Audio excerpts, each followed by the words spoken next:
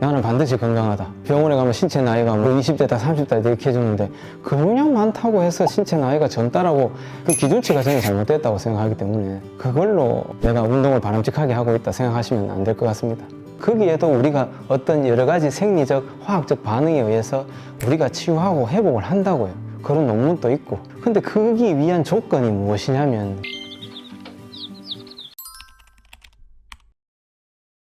그 나이 드신 분들이 이제 벌크업 하거나 막 이렇게 하시는데 진짜 집에서 아무것도 안 하시는 분들보다는 진짜 월등히 낫다고 생각하는데 그분이 헬스장에 와서 그런 근비대를 하려고 하는 목적이 건강 측면이라면 근비대 하는 그 시간 투자보다는 근육질을 더 좋게 해주는 데 시간 투자하는 게 건강에 더 직결이 되는 거고요. 본인들은 근육이 굵어지면 내가 이 나이에 이 정도가 있고 이러니까 내가 진짜 근육량도 많고 건강하겠다라고 생각을 하거든요. 그렇지만 현실은 어차피 질병 걸리는 거는 헬스장 안 다니는 친구랑 비슷하게 걸립니다. 어떻게 보면 그 어르신은 현타가 오겠죠. 내가 이렇게 운동 열심히 했는데 보통 회원님들도 다 그렇게 얘기들 하십니다. 내가 헬스장을 20년이나 다니고 30년이나 다녔는데 내가 허리가 이래 되고 질병이 이래 걸렸는지 모르겠다라고 하는데 웨이트만 해서 그런 겁니다. 벌크업만 해가지고 나는 반드시 건강하다. 병원에 가면 신체 나이가 뭐 20대다 30대다 이렇게 해주는데 근육량 많다고 해서 신체 나이가 젊다라고 그 기준치가 저는 잘못됐다고 생각하기 때문에 그걸로 내가 운동을 바람직하게 하고 있다 생각하시면 안 될 것 같습니다.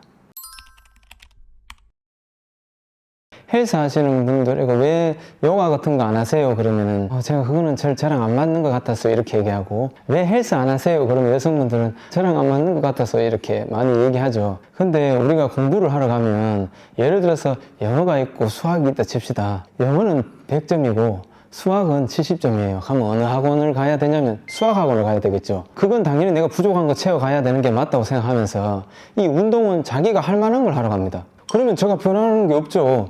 내가 하기 싫은 거, 내가 안 되는 걸 하러 가야 내 몸이 더 바뀌는 거거든요. 근데 사람들은 그 선택부터 잘못하고 있는 겁니다. 답만 말씀드리면 내가 하기 싫고 안 되는 걸 하러 가라. 그게 답입니다. 그 이쁜 몸이라는 자체가 이미 이미지화 된 게 있잖아요. 그걸 하려면 웨이트는 해야 되는 게 맞습니다. 그리고 웨이트를 한다고 무조건 몸이 안 좋다라는 뜻이 아닙니다. 그 일관된 각도와 그 움직임만 하시는 게 나쁘다는 거지 웨이트 트레이닝은 어차피 무게 저항 운동이라서 그 자체가 잘못됐다는 뜻이 아니라 그 근비대를 하기 위한 그 운동 방법이 잘못됐다는 겁니다. 그러니까 웨이트를 하셔도 되는데 그 운동 방법을 좀 더 달리 하라는 거죠. 순환 체계가 정상적으로 이루어질 수 있게끔 웨이트를 하라는 거죠. 근데 지금 다 트레이너들이 가르친 것은 근비대를 좀 더 잘할 수 있는 거에 더 근접되어 있습니다. 기능을 더 잘할 수 있는 거에 근접한 게 아니라. 그래서 그거를 좀 바꿔줘야 된다. 그 말입니다. 몸매는 당연히 근육이 좋아지면 라인은 이쁘게 나오는 게 맞습니다. 근데 거기서 사람들의 욕심은 더 굵게 하고 싶다는 거죠. 여성분들은 엉덩이를 더 굵게 하고 싶다. 종아리는 안 굵게 하고 싶고 그런 거잖아요. 그죠? 그래서 그게 협응이 안 맞다는 거죠. 보통 되게 둔부만 강화를 많이 너무 시키신 분들은 거기에 대한 요통이 있습니다. 아니면 고관절통이 있거나 단지 그 회원들 앞에서 말 안 할 뿐이지. 네, 50대 이상분이 건강하려고 하면 일단은 가동 범위부터 되는지 유연성부터 되는지부터 체크하셔야 됩니다. 스트레칭이 됐든 요가 같은 자세를부터 따라하면서 서서히 하겠죠. 근데 그 와중에 스트레칭이 더 잘 되려면 반대되는 근육이 수축을 해줘야 또 더 잘 되거든요. 그러다 보니까 무게 저항 운동도 같이 해주는 거고요. 빨리 움직일 줄도 알아야 될 거 아니에요. 그러다 보니까 속도도 좀 높이는, 그 다음에 민첩성도 높여주는 운동을 같이 섞어서 해주고요. 그 다음에는 이제 조화가 잘 돼야 돼요. 스포츠 하나 선택하셔서 내가 원하는 대로 내 몸이 잘 움직이시는가 체크를 하는 거고, 그 다음에 마지막이 중심을 잘 잡아야 되니까 내가 이제 중심 잡기 운동도 잘 되는지 그런 것까지 이렇게 체크해서 내가 지금 뭐가 안 되는지 찾고 자꾸 보완해 가는 게 그게 건강을 위한 운동입니다.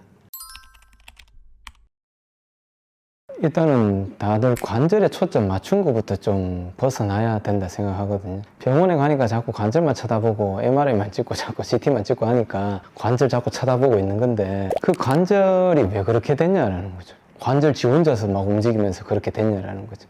관절은 뼈와 뼈가 이루는 걸 얘기를 하는 건데 근육 세포가 움직인 거잖아요. 그러면 근육이 제 기능을 하고 있으면 관절도 제 기능을 하고 있는 거고, 그 관절 사이에 이루고 있는 낭이 됐든 연골이 됐든 인대가 됐든 간에 걔들도 다들 회복을 조금씩은 하면서 살아간다고요. 우리가 이렇게 오래 살면서 80년, 90년, 100년 하면서 한 번도 안 갈고 이렇게 돌아가는 거 보면 거기에도 우리가 어떤 여러 가지 생리적, 화학적 반응에 의해서 우리가 치유하고 회복을 한다고요. 그런 논문도 있고. 근데 그기 위한 조건이 무엇이냐면 근육이 좋을 때예요. 근육이 좋을 때만 이게 회복을 하고 관절 손상을 안 일으키고 그렇게 하는 건데 사람들은 근육은 다 빼버리고 저 관절만 쳐다보고 관절을 어떻게 하면 될까요? 라고 묻는데 어떻게 보면 근육을 어떻게 해야 될까요?가 답이거든요. 그래서 근육이 제 기능을 할 수 있도록 해주면 관절을 사용하는데 아무 문제는 없습니다. 관절은 결과적인 거고 원인은 근육에서 왔다 라고 생각하시면 됩니다. 근육 기능만 살리면 어차피 우리가 자꾸 이제 병원에서는 연골이 따라서 아프다라고 얘기하는데 연골을 우리가 느낄 수가 없습니다. 머리카락 자를 때 우리 아픔을 못 느끼듯이 연골이 찢어질 때 우리는 아픔을 모른다고요. 우리가 그 방문 안 열고 방 안에 못 들어가듯이 바깥의 조직이 괜찮은데 안에 있는 가만히 있는 연골이 지 혼자 찢어질 일은 없거든요. 마찰이 일어나서 찢어졌다면 그 간격을 유지를 누군가 못 해줬겠죠. 그 간격은 누가 유지해요? 근육과 힘줄이 유지해주고 있는 거잖아요. 근육과 힘줄이 좋아지지 않았으니 연골이 찢어진 거고 근육과 힘줄이 안 좋아진 통증인 것이지 연골이 찢어진 통증이 아니거든요. 그래서 그건 아예 잘못된 접근입니다. 어떤 사전적 의미로 어떻게 정의 내릴지야 또 다른 거겠지만 결론은 늙어가면 이게 이렇게 문제가 된다 소리잖아요. 그렇게 따진다면 같은 나이에 같이 발생해야 돼요, 통증이. 모든 질환들이. 그리고 늙어간다 소리는 많이 썼다 소리인데 그렇게 따지면 운동은 하지 말아야 돼요. 운동한다는 소리가 더 쓴다는 소리잖아요. 그렇게 되면 우리는 운동선수는 무조건 다 따라 있고 다 망가져 있어야 되는 거거든요. 그렇지만 같은 운동선수임에도 불구하고 어떤 선수는 아무렇지도 않단 말이죠. 저것도 말이 안 되는 거죠. 퇴행할 수는 있겠죠. 보니까 퇴행이 되어 있네, 문제가 되어 있네 이거잖아요. 근데 그게 뭐 때문에 그래 됐는지에 대한 원인 규명이 잘못됐다라는 거죠. 그게 많이 서서와 나이 들어서 잘못된 습관에 의해서 등등등 이런 것들이 아니라는 것인 거죠. 근육에 대한 문제에 의해서 그렇게 된 것이다. 따라서 근육만 제대로 된다면 그분들이 정의한 원인과는 아무 무관하게 아무렇지도 않을 수 있다 이 말인 거죠. 유전일 것 같으면 말로 관리해요. 우리가 관리할 필요 없죠. 유전적이라는 건데 내가 지금 관리해서 유전자 바꿔지나요? 그리고 또 묻고 싶은 게 정말 유전적이라면 뭐 당원 증후군처럼 바로 나타나는가 그런 것도 아니고 후천적으로 그냥 나타난다 칩시다. 그러면 비슷한 시기에라도 나타나든가 아니면 형제 자매라도 비슷하게 다 나타나든가 같은 핏줄에서 났는데 왜 누구는 괜찮냐 이 말인 거죠.